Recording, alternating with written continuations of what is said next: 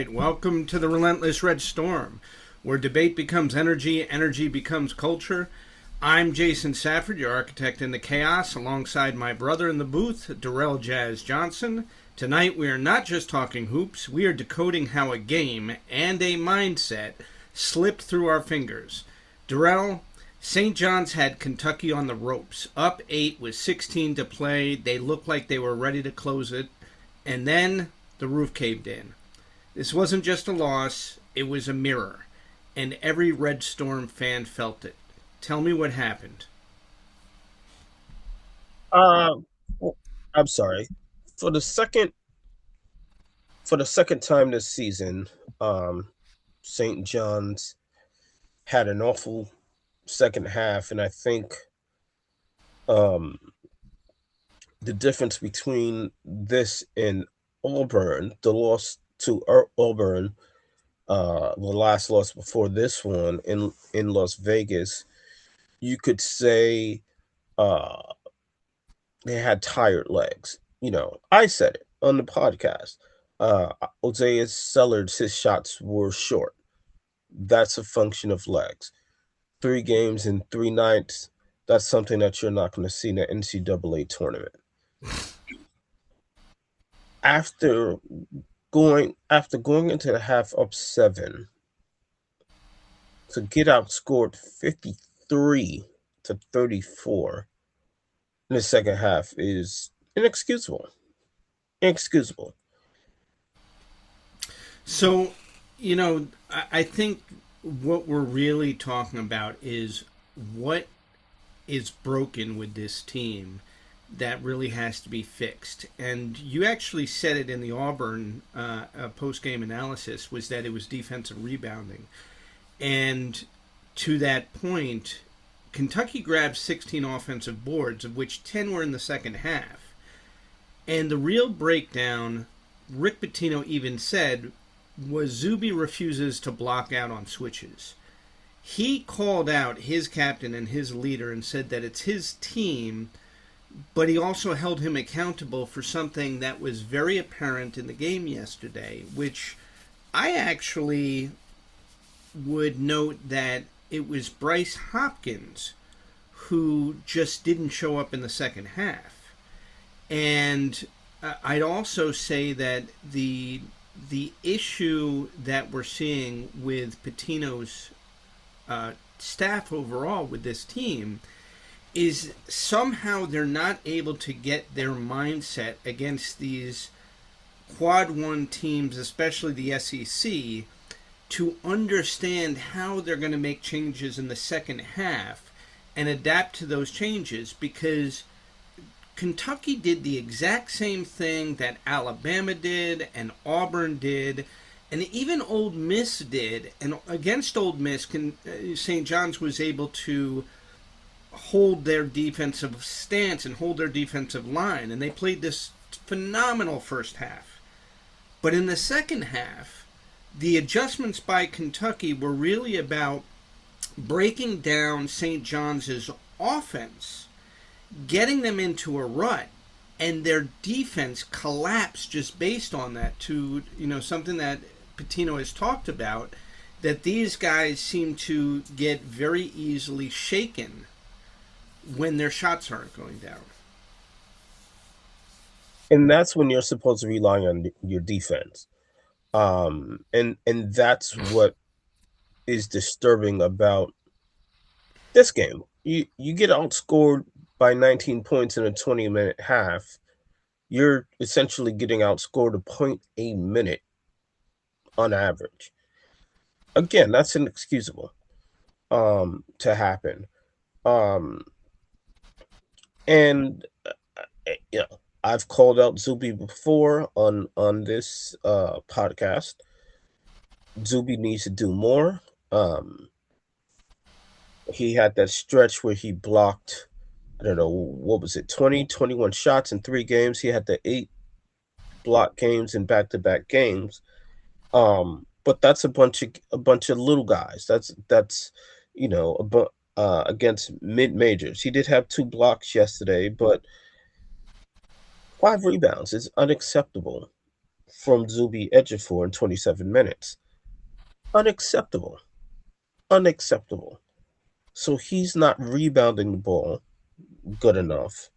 Um, and I'm not one to take offensive rebounds for granted, but he's not getting the defensive boards. And that's problematic. And I've talked about this before.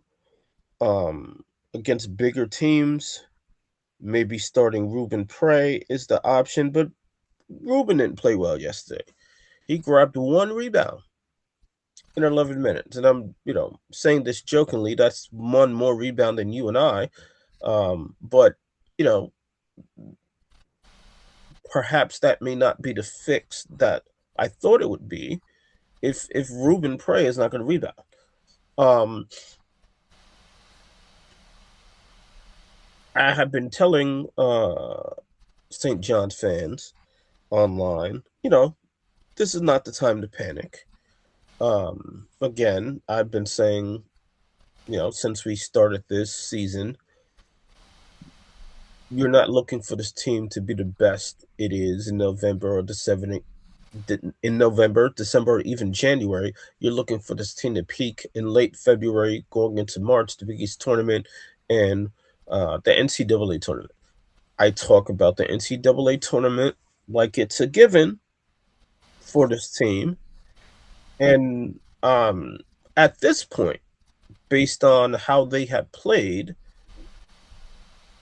though I still believe they will get into the NCAA tournament, perhaps I shouldn't be talking about it like it is a given. Rick Pitino has talked about how the Big East Conference is better this year. UConn is obviously better than they were last year. Seton Hall is better. Creighton started out the season ranked in the top 25. They have since fallen apart, but so have the St. John's Redstorm, who I would expect to drop out of the top 25 tomorrow for the first time this season. And being honest, they're not a top 25 team. They don't deserve to be in the top 25. I feel like the committee might have been trying to save themselves some embarrassment by dropping them where they did. But clearly, they don't deserve to be in the top 25. And every tough game they had played in the pre-conference schedule, they've lost. And Kentucky is a talented team, but Kentucky started the season in the top 25 and had fell out. So I expect them to go back in the St. John's Redstorm to fall out. Very concerning. Very concerning. I want to get back into the game for a little bit to talk about the silent 7 minutes, which was the stretch in the second half where it went from 41-33 St. John's to 52-43 Kentucky. And the confidence of St. John's basically melted in that 7 minutes. So, to your point, St. John's is absolutely capable of playing at an elite level and being in the top 25, even in the top 10, when they have it together. But they have not been able to put it together for 40 minutes in a game against a top-ranked team. Now, Kentucky's not in the top 25, and you just made that comparison, but the way they played the game yesterday, they absolutely deserve to be there. And my point is that there is something that the SEC seems to know about Rick Pitino and his coaching staff, that they are able to make the adjustments in the second half, and basically the same playbook is run.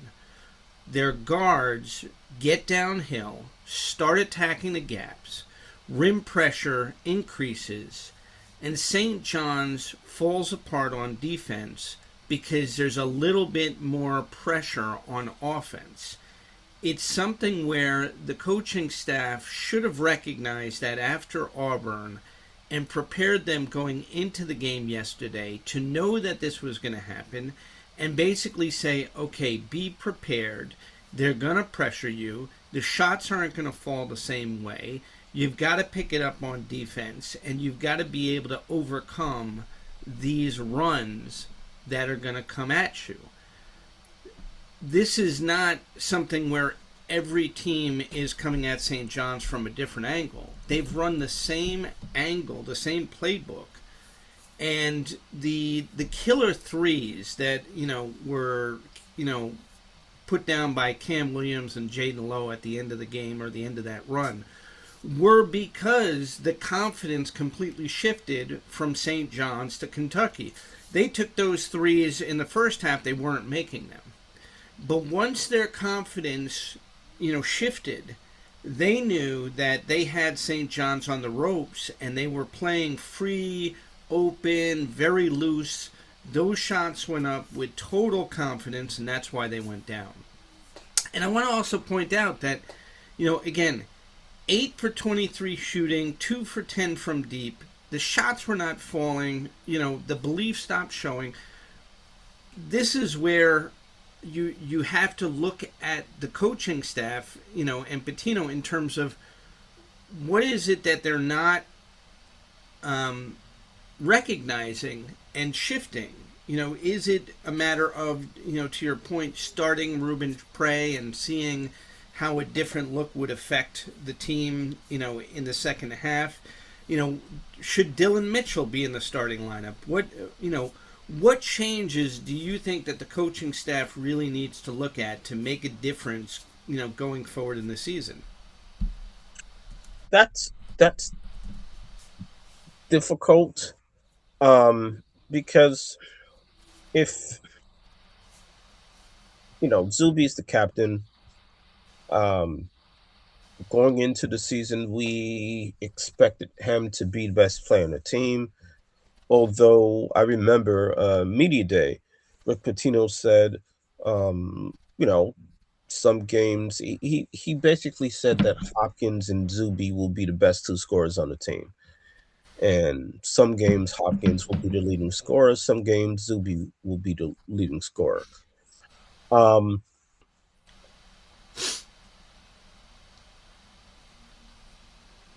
They've played good defense against not the best opponent. But you said something where, and I agree 100%,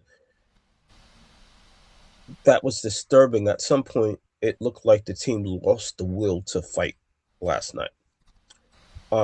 Tough environment, and I predicted this. Atlanta, Georgia, we knew was going to be a Kentucky crowd. And shout out to the St. John's fans that made the trek to Atlanta.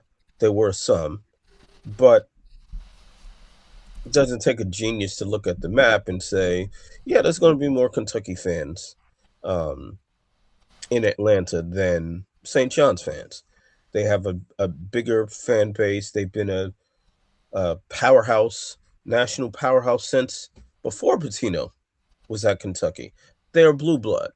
So you knew that was going to be a tough road environment for St. John's, even though it was a neutral site game.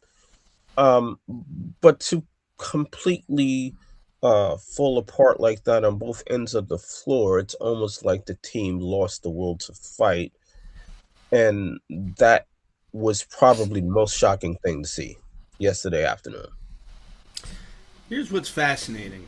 Pitino's diagnosis after the game was much more focused about rebounding as a collective system, talking about the guards crashing, something that he's had to deal with, all season long, and not getting his guards to box out effectively, getting the bigs to communicate, what he calls smash mouth rebounding. And he said that Kentucky did it in the second half, and they didn't. the the interesting thing to me is that Kentucky and St. John's are very much identical teams in a lot of ways. Obviously, Mark Pope is a disciple of Rick Pitino. They both play up tempo. They both have overcome some challenges, with their teams. But yesterday's game, the the difficulty in watching St. John's fall apart in the second half was that feeling of deja vu. We've been here before. We know better. We should be able to overcome this team. They were a good team. They were not a great team. They did get a phenomenal performance from Jalen Lowe and an even more phenomenal performance from, JQ. They call him Quaintance, and both of those players were injured, coming back from injury, struggled, in the first half. Second half, it's almost like the lights turn on and they can't do anything wrong. How does a team as good as St. John's not recognize what's going on and figure out a way to re evaluate or just reset themselves in the game? And I think that's the critical issue that they have to take forward, is figuring out how to reset themselves in the game to prevent that slide from happening that we saw yesterday. Agreed. And then, um, I used the phrase "will" look like they lost the will to fight, but they also collectively, it was an avalanche.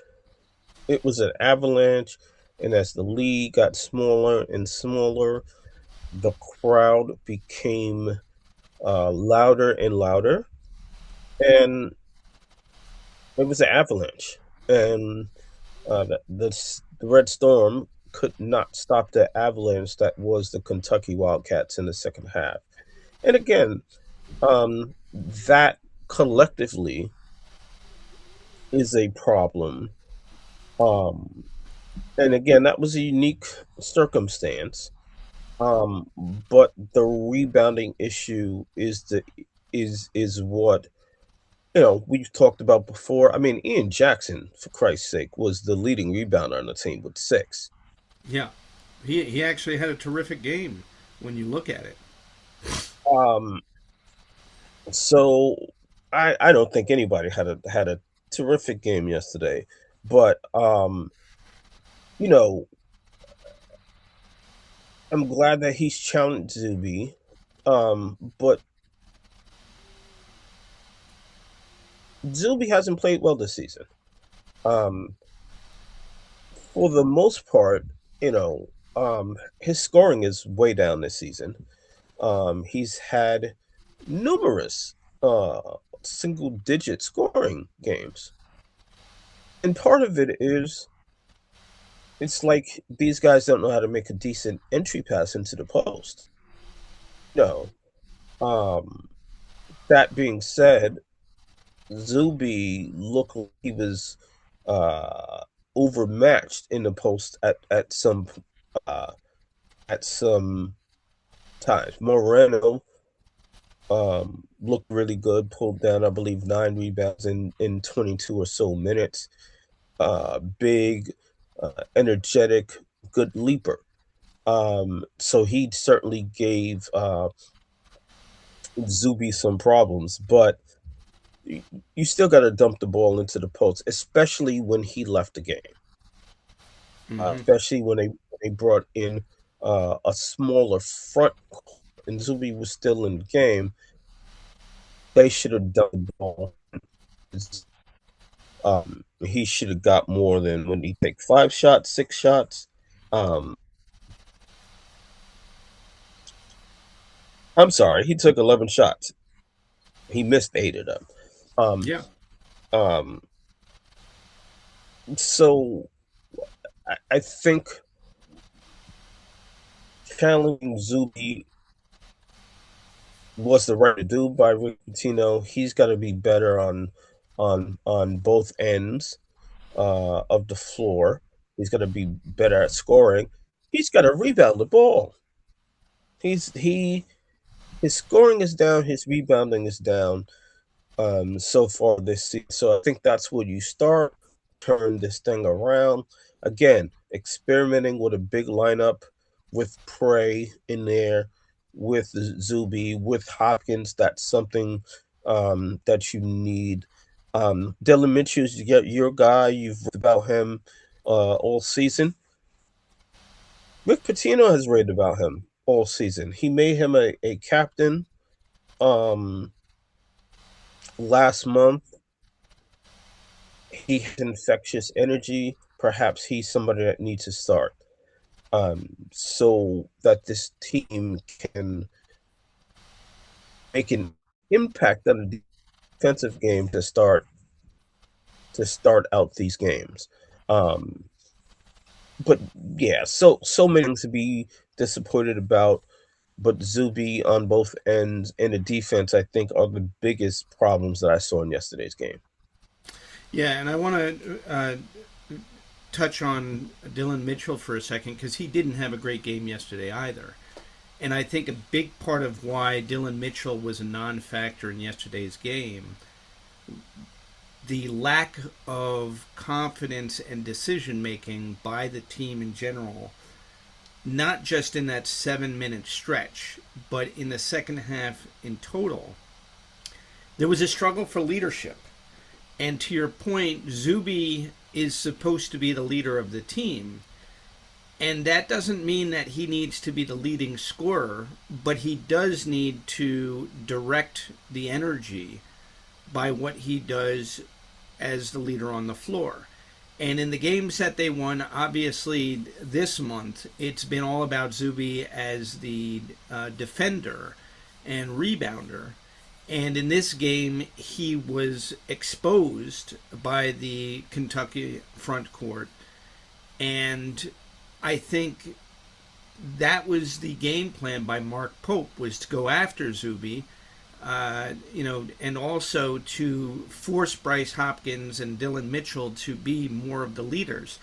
And Pitino has talked about this, that Bryce Hopkins, needs to be much more the alpha male. And that was something that was evident last night, was that Bryce was just not taking the shots. He was not forcing the issue and not worrying about whether or not he made the baskets, but just keep going. It was very obvious that he was hesitating.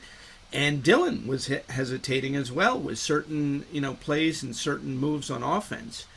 And when you have those guys hesitating, that means that everybody else is hesitating. And you're right. I said that Ian Jackson looked on paper like he had a good game last night, but nobody had a great game last night. And the reason was, regardless of what it says in the box score, it doesn't show the hesitation that was very evident with a lot of these players. Now, one thing that I will say about last night's game and going back to Ian Jackson is that it's clear he is a scorer. And Rick Pitino doesn't have a true point guard other than Dylan Darling. But he has to figure out how to get Jackson the ball and let him be a scorer and let him create through his offensive aggressiveness. Because when Jackson has the ball on offense, it's obvious he can do things. However, I think his lack of comfort or lack of confidence with being in the point guard position is really evident against these Quad 1 teams. He's just not there yet. And again, yesterday's game, the first half, it was so clear that St. John's could dominate and beat this team. They just fell apart. That's all there is to it. It's not that they can't play with any one of these Quad 1 teams.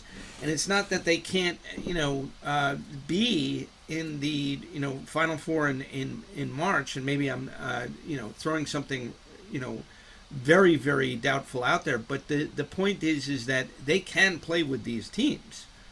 They're just not closing. And they're not closing because the minute that pressure is put on them, for some reason they're collapsing to the point of the avalanche that you alluded to. And that's the coach's challenge. The coaches have to figure out how to get these guys to be more resilient. They've got to figure out how to get these guys to steel themselves. And they did it against Ole Miss, and obviously Ole Miss is a lesser talented team, than the other four that they've lost to. But we know they can do it. We've seen they can do it. And now they've got to be able to put that mindset in a more stable foundation where they're doing it all the time. The thing that was most concerning to me, and the team is 7-4. All four losses are bad losses, but the Auburn loss, the last game in Las Vegas, and last night bother me the most because both games they went into the half with a lead.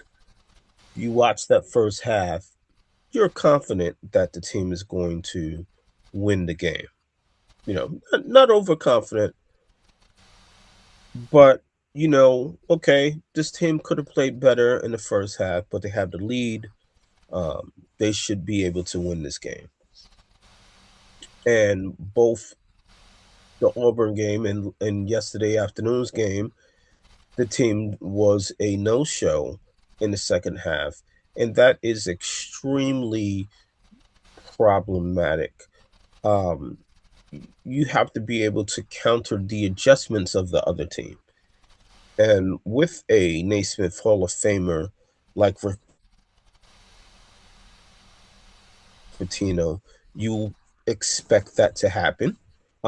Perhaps the adjustments that he's trying to make, the team's not responding to. I believe we know Rick can coach. And I still believe that Rick will have this team playing much better than it is playing now in February and March. But one problem, the biggest problem I have, is that these were lost opportunities to get these quad one wins. To make a statement to these quality opponents that, it's a new era at St. John's. And they failed. In that aspect, they failed. They failed miserably. And that's disappointing. From that aspect, I can see why fans are very disappointed. Still not time to panic. Some fans are panicking. Some fans are just, saying they'll be lucky to make the NCAA tournament, which is laughable. I mean, 68 teams make the NCAA tournament. I'm not ready, though St. John's may not be in the top 25 tomorrow. It may not be a top 30 team. I'm not ready to say they're not a top 50 team. I'm not ready to say that yet. The most disappointing thing, and maybe there'll be Seton Hall may crack the AP top 25 this week, but the only guaranteed quad one opportunities that this team will have going forward will be UConn. So those were missed opportunities by this team. And again, that's the most disappointing thing, looking back at the first 11 games of the season. I think, obviously, Kentucky was a gut punch, no question. Let's start with the fact that Kentucky didn't expose talent, they exposed trust. And this has been the issue all season that even Rick Pitino has alluded to, that getting guys to play together, who haven't played together, he's got 8 new players that he's trying to mesh together. That is one of the challenges. And he says that's across the board. Everybody's dealing with that. But it is a challenge. And his system requires a lot of trust. Now, to your point, They're not as good as they were expected to be preseason. Um, but that's not to say that they can't be as good as they were expected to be preseason. It's to say the reality is that right now they're not as good as they should be. They're not playing the type of basketball for 40 minutes that should keep them, in the top 25. You're absolutely right about that. Duke lost yesterday, and there are going to be other upsets, and it's going to be a long season. To your point, Creighton started in the top 25. They're not there, but they could come back. Seton Hall could break the top 25. There are a lot of ifs, ands, or buts that we can't predict or know about right now. And to the point of what Zuby and Rick talk about all the time, you have to take it one game at a time. So looking forward, they have Harvard on Tuesday and Georgetown waiting on New Year's Eve. You had originally thought they were going to go 6-0, or you predicted they should go 6-0. Obviously, 5-1 isn't terrible for the month of December. Yes, they don't get the quad one win, but once again, from the standpoint of the season, looking at the first 10 games, we're now looking at the next 10 games. They're 0-1 right now on the next 10. And that one is a character builder, an opportunity to really look at what's broken that needs to be fixed. We know the glass broke because focus broke. Okay? And so therefore, it's not just the guards, it's the entire team. And it is about the entire team really looking at how they trust each other and how they work together to fix that breakdown and correct it so that the rest of the season is a far better forward progress. And I think that, again, you're not going to have an Ivy League team come in and punk you on your home court on Tuesday night. It's not, I don't think that that's what it's about. And I do think that, credit to Pitino for putting that game in as the final non-conference game in sort of the, what if, scenario that they don't have a great game against Kentucky. So now they get to fine-tune some things before they go back into it with Georgetown on New Year's Eve. But there's no doubt in my mind that this team can play with any top 25 team and should be able to win those games if they're not breaking down. So I think it's a very, very clear issue that the coaches have to figure out how to get this team from a mindset perspective and from a trust perspective to really work together, especially in the second half, in these tough games where the leads may change based on runs, and be able to overcome those runs and really bear down and make it, their kind of game, where at the end of the game they're able to, pull out the victories instead of suffering these, disgusting losses. And my final point to that, I want to point something out. Their best game against any quad one team was actually against Michigan in the preseason.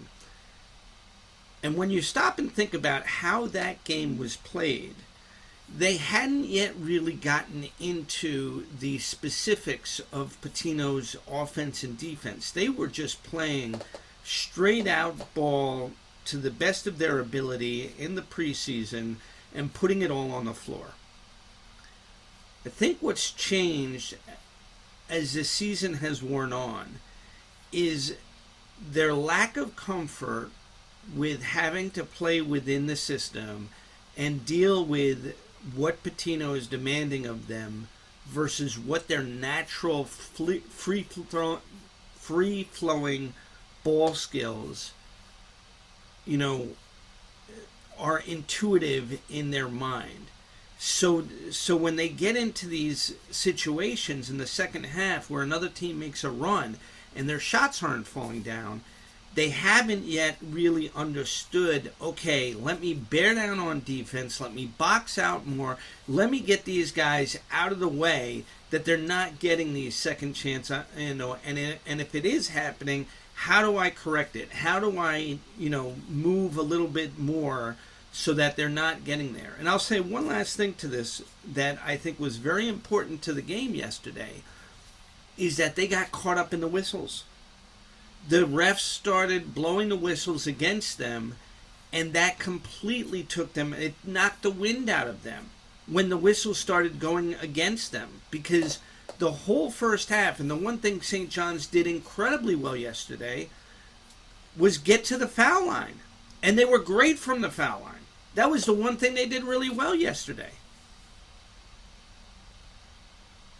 One thing you definitely put it at the Michigan game. I would actually say the Iowa State game. Iowa went on to blow out Purdue in Purdue at Purdue. They're the number 4 team in the country. And they'll move up this week because Duke lost at Madison Square Garden last night, and Duke is number 3, so Iowa State will move up at least to number 3. And St. John's lost to Iowa State by 1 point, and that game certainly could have went either way with a bounce here or a bounce there. So I would actually say that has been the most impressive game that so far this season, even though it was a loss. Um, the Alabama loss I could deal with. They lost by 7. They scored 96 points. The Iowa State game I could lose with, but the Auburn loss, even I can sit with because it was 3 games in 3 nights. This one is the worst loss this season, but even from a standpoint of, though it was, again, I got to put the air quotes up, even though it was a neutral site game, it was a road game uh, in Kentucky against Kentucky, but it was essentially a Kentucky crowd. Um, so I suspect in a couple of days, in a week, I will look back at this loss and say, yes, it was the worst loss of this season, but they were rattled by the crowd. There's no question they were rattled by the crowd. They were rattled by that environment, which contributed to that avalanche. The crowd was 100% part of that team falling apart yesterday. The same way that teams have fallen apart against the Red Storm at Madison Square Garden or at Carnesecca Arena. Um, so I suspect I will look back at this loss um, in a week, in 2 weeks, and say, okay, it's the worst loss of the season, but it's not as bad as it looked because it was a quasi road game. Um, the key is whether these things can be fixed. The roster is the roster. We've talked about the point guard situation. I agree with you that Ian Jackson, ever since being reinserted into the starting lineup, has been a bit tentative, and he's not a tentative player. Um, so that's problematic. After Patino made a big deal about Dylan Darling being broken, he goes up and scores 17, I believe it was, against DePaul. He looked back to broken, you know, and so far against these better Division One teams, doesn't look like he could stay on the floor. And that's a roster floor that you can't correct. This is not the NBA. You can't cut a player or bring somebody up from the G League. The roster is what the roster is, and that looks like a roster floor that this team will have to live with for the 2025-2026 season. Yeah, Patino even alluded to that yesterday in the post-game conference. He even said that that was a mistake by his staff, and they just had to live with it and suck it up and move forward. The other player last night that did not look again, he struggled since the Vegas tournament is Osiah Sellers, who it seems to be a conundrum with him in terms of his confidence, just like Bryce Hopkins. Yesterday, Sellers had several good shots that he didn't take, and when he finally did get hot, and when I say hot, he knocked down a great basket with about 4 minutes remaining. And had St. John's sort of focused in on him, I think they could have made a run at the end, and anything is possible. But it's something where Patino said that Sellers could be one of the best shooters in the nation. He believed that he is one of the best shooters in the nation. Sellers has not demonstrated that. And the other thing that concerns me about Sellers is not only that he's not demonstrating that level of confidence and aggressiveness, but on defense, he seems to just lack the initiative to really be a standout defensive player. It's not to say that he's a bad defensive player, but he could be better. And that's the thing about it is that you see him, he has these moments, but nothing is consistent with him. And that is the theme of this team. They are very up and down. They are not consistent, and the most important part of that is the mindset, which is something that Patino has historically been known for. So I guess, as I give you the last word, my thing about this season, or my concern for this season, is are we going to see a continued roller coaster with this team as they struggle with mindset? Or is this Kentucky game the pivot point, as I alluded to in my article, good or bad? Because it really is from here how they build forward. It's going to be tough. That's what was so great about. I give Patino credit for scheduling a tough uh, non-conference schedule. Um, Lots of tests along the way, and again, they lost every game to a big-time opponent. So, in that sense, they failed every test. Um, the problem is that you're not going to play. You know, they play Seton Hall in about a month. They play at Creighton, at Butler. Um, those are tough environments to play in, but they don't play UConn until the first week of February. So you're not going to get to see this team against this level of opponent until then. Um, I say all of that to say is you can mask problems against mediocre teams. You can mask it against DePaul. You can mask it against Harvard. You can probably even mask it against Georgetown. We won't see how far this team has come until they play UConn and maybe Seton Hall, because Seton Hall is much better. Again, they got AP votes last week. They certainly deserve to be in the top 25 this week. We'll see if they do make it into the top 25.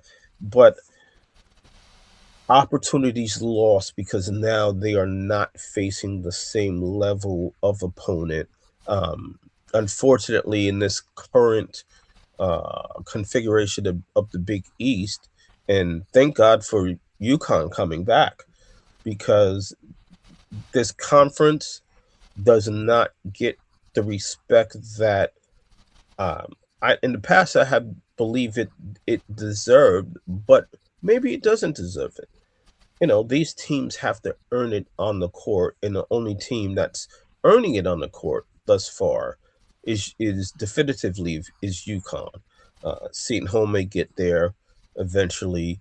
St. John's may get back to that point, but right now it's UConn only, and that's problematic for every team in this conference because when it comes to March and you're on the bubble, history has shown, looking at 2 years ago, St. John's was left on the outside looking in, and I never thought this team would be in a situation where they would be on the outside looking in. But now, because of the way that they've started, I gotta think that is potentially an option. This team has not been as good as we thought they would be. And again, the big time games and the tests, those aren't in the Big East schedule in the same frequency that they were in the first 11 games of the season. All right, there you have it. You've been in the eye of the storm, but the conversation doesn't stop here. Subscribe, join the debate, and bring your take to the table. Because in this city where passion meets perspective, that's the Relentless Redstorm. Stay focused, stay fiery, and as always, stay relentless.